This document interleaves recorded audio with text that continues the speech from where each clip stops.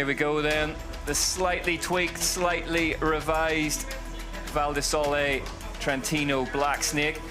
Out in the open, start hut's been moved down slightly, and then, I mean, that's that old Val di Sole adage, isn't it? It's hardest whenever you're in the trees, and it's basically all in the trees. Yeah, it's not on a ski piste really at all. Like, the ski slope's above this, so the whole meat of the track is in the forest. Next up, though, Ollie Zwar, Orbea FMD Racing. Josh Carlson's nodding his approval already. Now, I know he's got a Swedish flag on his arm, but I'm claiming Ollie as our own.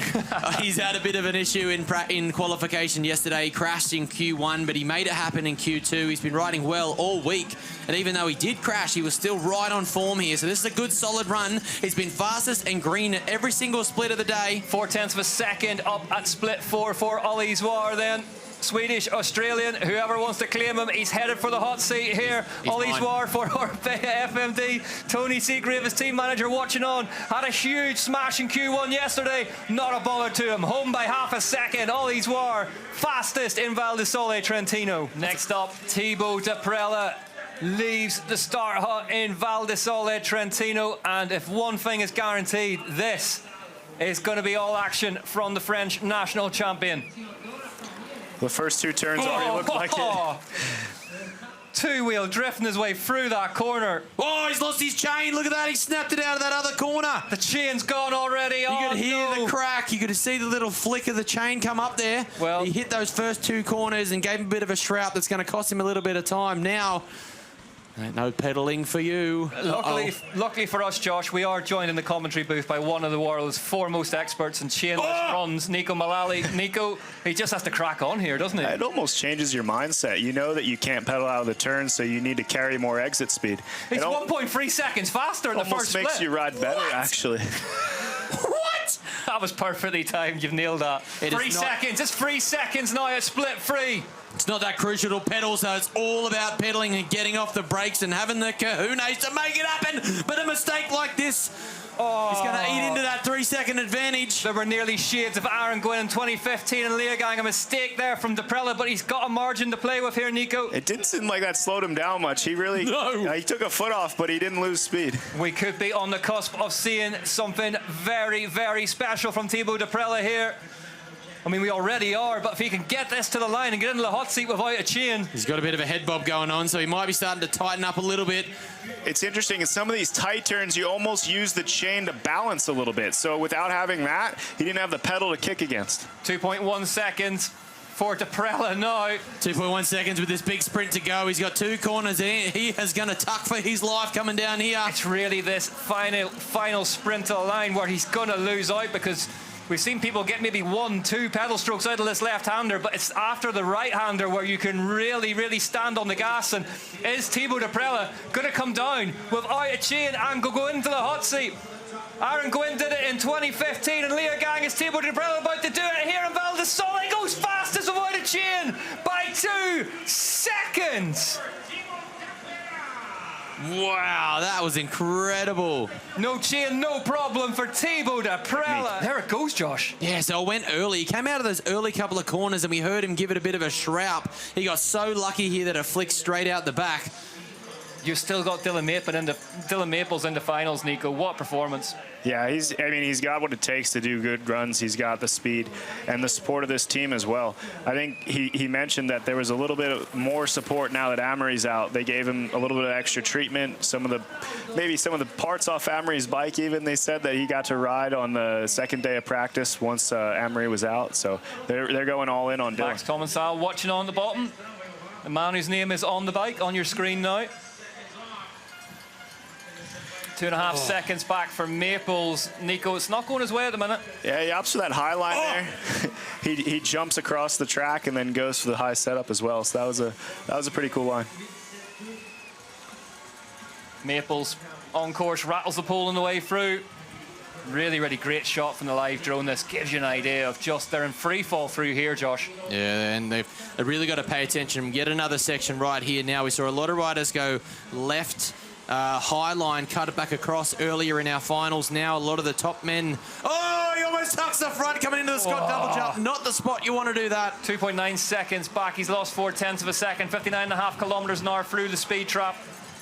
He's doing good. Maybe that isn't stress. It's just him fighting, him just stepping into it. Yeah. It's not on pump. It's just his strength starting to shine. Very, very powerful rider. Will make some time back up on the pedals here, Dylan Maples. So as Dylan Maples about to head into the hot seat here in Val di Sole Trentino, the American stands on the gas. One jump to go. Heads for home. Dylan Maples down the line, crosses it and goes second.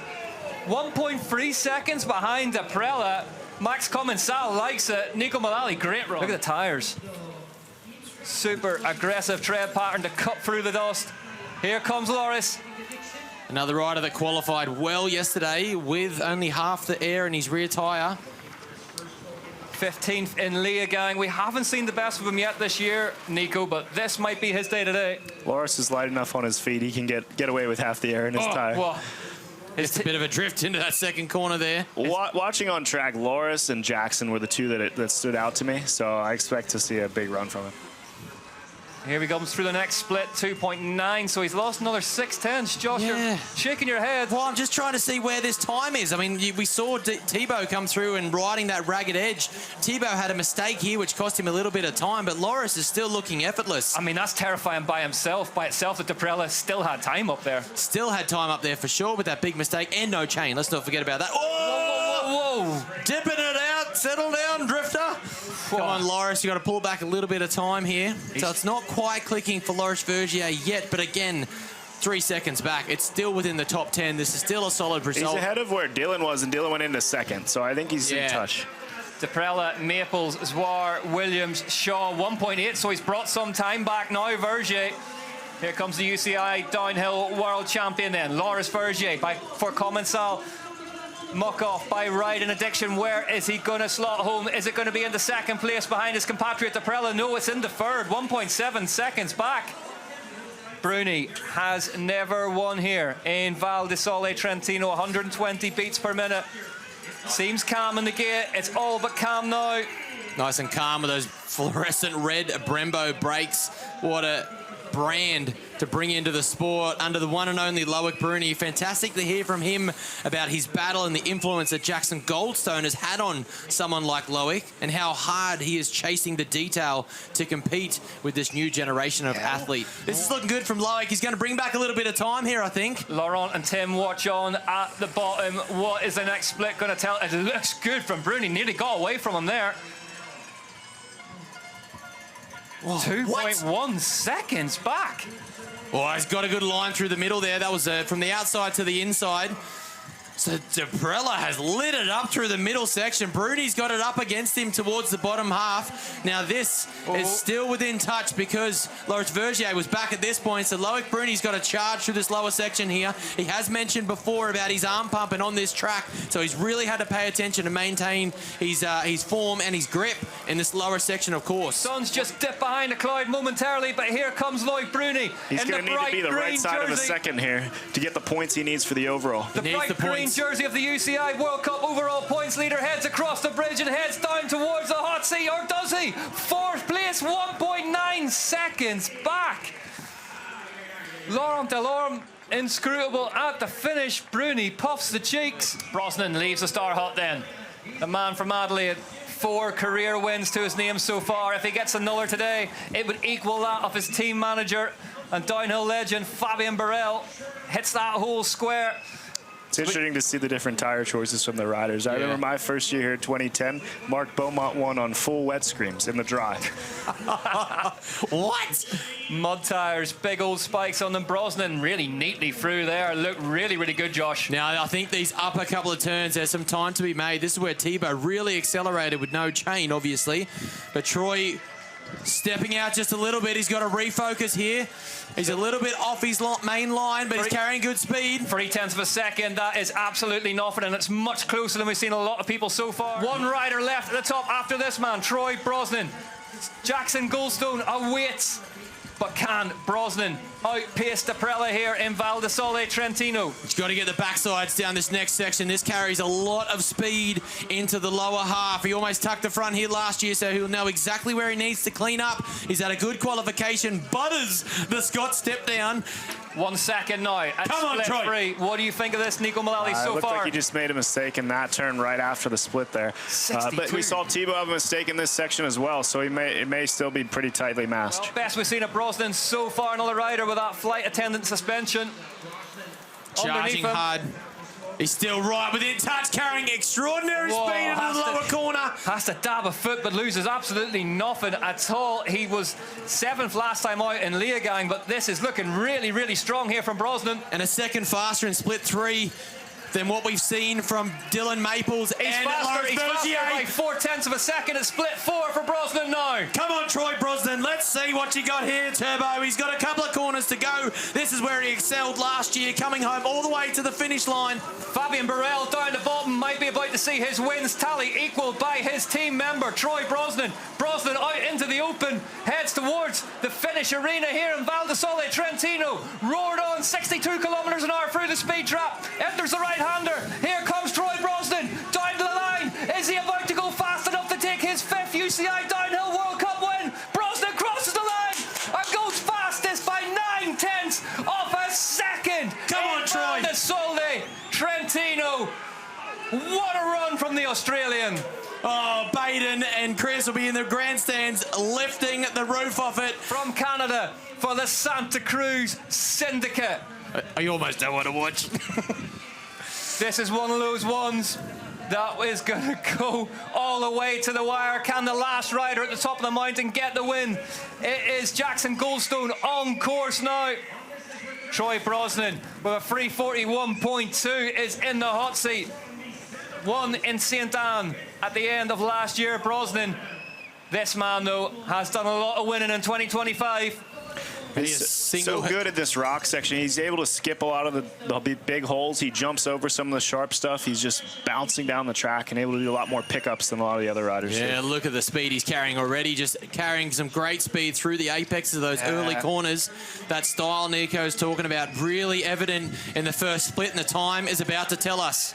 That 4th win brought him equal with the late great Stevie Smith, Troy Brosnan, Danny Hart, Chris Kavarik. Jackson Goldstone single-handedly changing the face of downhill. And look at the face of Loic Bruni in the finish area, watching on. Bruni knows that he wants to keep that green jersey as we head to the 5th round, and this is his big rival. He is with just over... Oh, look at the jump through the trees! Just over 100th of a second back now. Goldstone yet to turn the split lights green. No. Jackson Goldstone into the green as we come down to the crucial second half. The more roots, the better for the Squamish native. Troy Brosnan watches on the finish. He's 1.3 seconds faster now at the 3rd split for Jackson Goldstone. Is he about to make it 3 in a row? Nobody's done it since Danny Hart in 2016. It was a lot cleaner through this section. A nice jump in. Remember, Troy had a pretty big mistake in that left, and so did Thibaut. So I expect him to extend this here if he can hit these tight turns well. Goldstone, ultra aggressive, but it's working for him. No! Hung on to it. He's got a bit of a buffer. Has that cost him the win today? Goldstone will need to get him down to the next split before we can find out. Gets back, all his ducks in a line. Goldstone continues to attack, 1.6. He's extended by 0.3 of a second now. Doesn't even need his feet clipped in, and he jumps off the off-camber step down. What is happening in front of us? Jackson Goldstone putting down yet another iconic run for the 3rd week in a row. Huge pull for Jackson Goldstone. Is this going to be enough? Is this going to be his 3rd win on the bounce? Is it going to be a three-peat for Goldstone? Hangs on to it through the left-hand corner. 1 to go, then he just has to cross the bridge. Here comes Jackson Goldstone. Is it going to be 3 in a row in 2025 for the Santa Cruz Syndicate? Jackson Goldstone wins by 2.4 seconds in Val di Sole Trentino.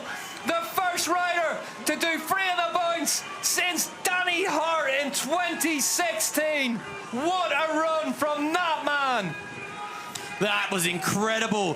The sections that he made time, the way he danced through the rocks and the roots, that was iconic and absolutely spectacular from Jackson Goldstone. This is 3 rounds in a row. This is unheard of. This young man from Canada is changing the face of our Downhill World Cup series, and it is here with authority and absolutely smashing it. What a great result from Troy Brosnan to be there. One of the best against one of the brand new champions of our sport. Oh man, that was a really good run from today. I felt like I was hitting all my lines good. There was moments I had my foot out, like dabbing 3 times in that one soft one, but man, yeah, that just came from a lot of motivation from the past 2 wins, and then, you know, just the confidence build in practice and everything. It just felt like it was going to happen. So yeah, I was confident in my run the whole way down. I felt like I left nothing out there, and yeah, that was a good one. Here are the results then. Goldstone from Brosnan, Daprela your top 3. Maples up in 4th ahead of his teammate Vergier. Bruni in 6th. Zwar held on for 7th. Williams, Shaw, Ronan Dunn in 10th. Luke Meyer-Smith ahead of Introzzi and Oisin O'Callaghan. Better and better in 2025. 100 points to the good. That's going to require a new Fox speed suit, isn't it? Yeah, I think they have that made. They're ready to go. I think they might have suspected that maybe, just maybe, they might need an overall points leader skin suit.